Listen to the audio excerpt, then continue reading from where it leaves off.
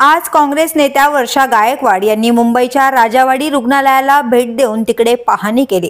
राजावाडी रुग्णालयातील अनियमितता आणि भ्रष्टाचाराच्या विरोधात काँग्रेस नेत्या वर्षा गायकवाड आक्रमक झाल्यात। वर्षा गायकवाड यांच्या या दौऱ्यात राजावाडी रुग्णालयातील व्यवस्थेचा पिट्टाच उघडा पडला। ओपीडी मधील रुग्ण असोत वा प्रसूतीगृहातील महिला सर्वांनाच औषध वेळेवर न मिळण्याचा त्रास सहन करावा लागत असल्याचं त्यांनी स्वतः रुग्णांशी संवाद साधून उघड केलंय। त्याचबरोबर नवीन इमारतीसाठी टेंडर काढली जात असली तरी ती टेंडर विशिष्ट लोकांसाठी मंजूर केली जात असल्याचा आरोप करत त्यांनी थेट प्रशासनाच्या भूमिकेवरच प्रश्नचिन्ह उपस्थित केलंय। आयुक्तांकडे याबाबत अनेक वेळा तक्रारी करूनही काहीच कारवाई होत नसल्याचंही त्यांनी माध्यमांना सांगितलंय। 7,000 कोटींचा निधी नेमका कुठे खर्च झाला याचं उत्तर अद्याप अपूर्ण असून आयुक्तालयातील हेल्थ विभागाने किंवा आयुक्तांनी या मुद्द्याकडे गांभीर्याने लक्ष द्यावं असा स्पष्ट इशारा त्यांनी दिलाय। मी सातत्याने जे आहे ते मुंबई महानगरपालिकेच्या दवाखान्याच्या परिस्थिती संदर्भामध्ये स्वतः भेट देऊन त्याच्यामध्ये असलेले भ्रष्टाचार, त्याच्यामध्ये होणाऱ्या गैरसोयीबाबत सातत्याने बोलत आहे। आज जे आहे ते आपण सगळेजण जाणता की आपण राजवाडी हॉस्पिटलमध्ये आहोत आणि आम्ही त्या ठिकाणी इथलं ओपीडी असेल, प्रसूतीगृह असेल, मुलांचं NICU असेल किंवा ICU असेल, पुरुषांचं असलेल्या शस्त्रक्रियेचं असेल किंवा त्या ठिकाणी जनरल मेडिकल जे आहे, जे विभाग आहे त्या ठिकाणी कक्ष आहे त्या ठिकाणी आज आम्ही आता भेट दिलेली आहे। त्याच्यानंतर मोठ्या प्रमाणामध्ये आम्हाला असं जाणवलं की जे मेडिकलच्या दवाई ज्या आहेत त्या भेटत नाही आहेत। त्यामुळे आज ओपीडीमध्ये सुद्धा काही लोकांशी आम्ही चर्चा केली, आम्ही तिथल्या स्टॉकला सुद्धा बघून आलेलं आहे। आणि खरं तर मुंबई महानगरपालिकेच्या भ्रष्टाचारामधलं एक सगळ्यात मोठं जे आहे त्याचे जड म्हणून आम्ही नेहमी मेडिकलला बघतो। आता हॉस्पिटलच्या बाबतीमध्ये किती मोठा गठाळपणा झालेला आहे। मागे सुद्धा ज्यावेळी आम्ही आयुक्तांना भेटलो होतो त्यावेळी सुद्धा आम्ही सांगितलं होतं, आम्ही ज्या वेळेला मेडिकल हॉस्पिटलला भेट देतोय त्यावेळी आम्हाला असं दिसतंय मोठ्या प्रमाणामध्ये जे आहे ती पदं रिक्त आहेत। याही ठिकाणी जर आपण बघितलं असेल तर जवळपास 30% जी पदं आहेत ती रिक्त आहेत। त्याच्यामध्ये मोठ्या प्रमाणामध्ये जी पदं रिक्त आहेत ती डॉक्टरांची पदं आहेत। आणि आम्ही जेव्हा चर्चा केली तेव्हा आम्हाला असं कळलं की त्यांचं जे हॉस्टेल बांधलेलं आहे त्या ठिकाणी हॉस्टेलमध्ये राहण्यासाठी सुद्धा व्यवस्थापन डॉक्टरांसाठी नाही आहे, लिफ्ट नाही आहे, पाणी नाही आहे, पंखा नाही आहे। मग हे वसतिगृह नवीन बिल्डिंगमध्ये बांधले ते कशासाठी बांधलेले हा प्रश्न आलेला आहे। या ठिकाणी चतुर्थ श्रेणी कर्मचाऱ्यांची संख्यासुद्धा कमी आहे, पॅरामेडिकल स्टाफची सुद्धा संख्या कमी आहे। आम्ही विचारलं की या ठिकाणी ज्यावेळी हार्टचे पेशंट येतात तेव्हा त्या काय करतात उपचार। दुर्दैवाने या ठिकाणी कॅथ लॅब नाही आहे, जो MRI आहे तो पण PP च्या माध्यमातून चालवला जातो आहे। आणि सगळ्यात मोठा जे प्रश्न झालेला आहे तो म्हणजे औषधाचा प्रश्न झालेला आहे। RC न झाल्यामुळे मोठ्या प्रमाणामध्ये मुंबई महानगरपालिकेच्या कुठल्याही हॉस्पिटलमध्ये जे आहे ते त्या ठिकाणी औषधं भेटत नाही आहेत। स्थानिक लेवलला ही लोक 25,000 पर्यंत जे आहे ते मेडिसिन जे आहे ते खरेदी करण्याचं काम करतात। आज दुर्दैवाने प्रश्न असा झालेला आहे की मागच्या वर्षीचे 10 कोटी रुपये त्यांचे लॅब झाले। फक्त औषधं मिळून म्हणजे लोकांचा जो हक्क होता ते औषधं ते खरेदी करू न शकल्यामुळे ते पैसे लॅब झाले।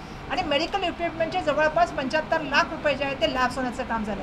ह्याच्यामध्ये मोठ्या प्रमाणामध्ये जो आहे तो सर्वसामान्य गरीब नागरिकाचा जो आहे तो मोठ्या प्रमाणामध्ये त्याचा या त्रास जो आहे तो त्याला सहन करावा लागला। आज लोकांना औषधं मिळत नाहीत, कफ सिरप मिळत नाहीत, मेडिकलसाठी लागणारे ट्यूब मिळत नाही। त्यामुळे हा प्रश्न आम्ही या ठिकाणी बघितला। दुसरं आम्ही विचारलं की यांची ओपीडी जी आहे ते जवळपास 2 ते 3,000 लोकांची असते आणि बेडची संख्या जी आहे ती जवळपास 450ची बेडची संख्या यांची आहे। आता मला प्रश्न असा आहे की ICUची संख्या जर तुम्ही बघितलं तर 11च आहे। आम्ही सातत्याने प्रश्न विचारतो की ज्या वेळेला मुंबई महानगरपालिकेमध्ये एकदा नगरसेवक, आमदार किंवा खासदार फोन करतो, मुंबई महानगरपालिकेमधले ICU उपलब्धच नसतात, कारण ICUची संख्या त्या प्रमाणात नाही ज्या प्रमाणामध्ये असायला पाहिजे होती। पण ह्याच्याहीपेक्षा सगळ्यात मोठी गोष्ट जर काय आहे तर आता जी नव्याने, कारण ही बिल्डिंगला जवळपास मला वाटतं 1935 सालामध्ये म्हणजे जवळपास किती वर्षापूर्वी ही बिल्डिंग झालेली तुम्ही समजू शकता।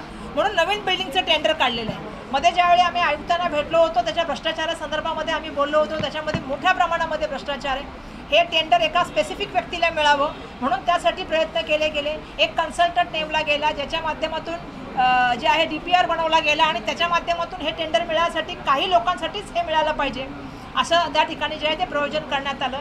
मला या संदर्भामध्ये मी आयुक्तांना सुद्धा तक्रार केलेली आहे आणि लिहिलेली आहे। मी सांगितलं की शयोना कॉर्पोरेशन असेल यांना जवळपास ते टेंडर जे आहे ते 6 पट फुगून दाखवल्या संख्येप्रमाणे मिळलं। आणि दुसरी जी आहे ते त्याच्यामध्ये पेटाकॉल म्हणून एक कंपनी आहे जिला ब्लॅकलिस्ट केलेलं आहे, जिच्यावरती त्या ठिकाणी पेनल्टी लावलेली। अशा कंपनीला सुद्धा याच्यामध्ये जे आहे की जेणेकरून या 2-3च कंपन्या या टेंडरमध्ये येतील आणि टेंडर यांनाच मिळेल आणि यांच्याच माध्यमातून जवळपास आपण सांगतो की 455 कोटीचं हे टेंडर आहे आणि 455 कोटीच्या टेंडरमध्ये एवढ्या मोठ्या प्रमाणामध्ये भ्रष्टाचार आहे. हे जवळपास 20% 10% मोठ्या प्रमाणामध्ये फुगून केलेलं टेंडर आहे. त्यामुळे आमची मागणी आहे की हा टेंडर जे आहे हे त्वरित रद्द करावं, या संदर्भामध्ये पूर्णपणे इन्क्वायरी करावी आणि 455 कोटी जे आपण खर्च करत आहात त्याचा फायदा सर्वसामान्य माणसाला मिळणार आहे का, या संदर्भामध्ये आपण पूर्णपणे व्हावं. खरं तर या सगळ्या गोष्टीची जी आहे ती इन्क्वायरी करावी असं आम्ही आयुक्तांना पूर्वी पण सांगितलेलं आहे. पण आज या व्हिजिटच्या माध्यमातून सांगत आहोत, कारण आम्ही त्यासुद्धा बिल्डिंगला जाऊन आलो आणि त्या ठिकाणी अजून काम सुरू झालेलं नाही आहे. पण जी मेडिकलची बिल्डिंग जी डॉक्टरांसाठी बांधलेली आहे हॉस्टेल म्हणून, त्याच्या बाबतीमध्ये आम्हाला एवढ्या तक्रारी लोकांनी सांगितल्या की जसं मी तुम्हाला सुरुवातीला सांगितलं की डॉक्टर तिथे राहू पण शकत नाहीत, डॉक्टर आजूबाजूला भाड्याने राहतात.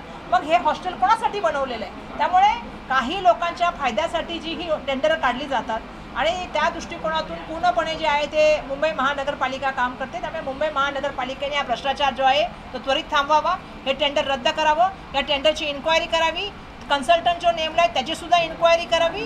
कारण 6 महिन्यापूर्वीच हे टेंडर एका व्यक्तीला मिळणार, या संदर्भामधली पत्र जाऊनसुद्धा त्याच व्यक्तीला टेंडर मिळालं, त्याच व्यक्तीसाठी सगळे त्या ठिकाणी जे आहे ते नियम आणि निकष लिहिले गेले असा आमचा आरोप आहे.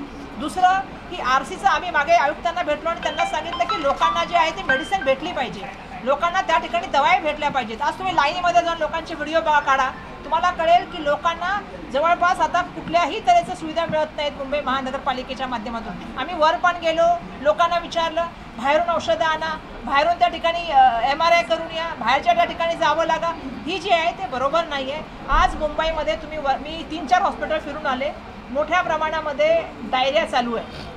आज पेशंट तुम्ही वर जाऊन बघाल मेडिसिन विभागामध्ये तर डायरिया, डेंगू, ताप आणि त्या ठिकाणी सर्दी खोकला हे मोठ्या प्रमाणात. त्यामुळे आता माझं सर्वांना आव्हान आहे की मुंबईमध्ये पाण्यासंदर्भामध्ये, दूषित पाण्यासंदर्भामध्ये त्वरित कारवाई होण्याची आवश्यकता आहे. आज लोकांना उलटी होते, जुलाब होत आहेत आणि त्यामुळे मोठ्या प्रमाणामध्ये पेशंट जे आहेत ते लहान मुलांपासून वयोवृद्ध पेशंटपर्यंत सगळे पेशंट जे आहेत ते या संदर्भामध्ये. त्यामुळे माझं आव्हान आहे सरकारला सुद्धा, राज्य सरकारने याच्यावर त्वरित कारवाई करावी आणि मुंबई आयुक्तांना माझं, आयुक्तांच्या कार्यालयामधील जे हेल्थ विभाग बघतात किंवा आयुक्त स्वतः आहेत यांनी याच्याकडे लक्ष देण्याची आवश्यकता आहे. आणि या पूर्ण हेल्थ विभागामध्ये म्हणजे 7,000 कोटीचं बजेट जातं कुठे हा सर्वसामान्य मुंबईकरून आम्हा सगळ्यांना प्रश्न आहे. पण दुर्दैवाने हे सगळं जे आहे बजेट हे रिपेअरिंग आणि नवीन बिल्डिंगी बनवायच्या आणि त्या एका प्रायव्हेट माणसाला द्यायच्या.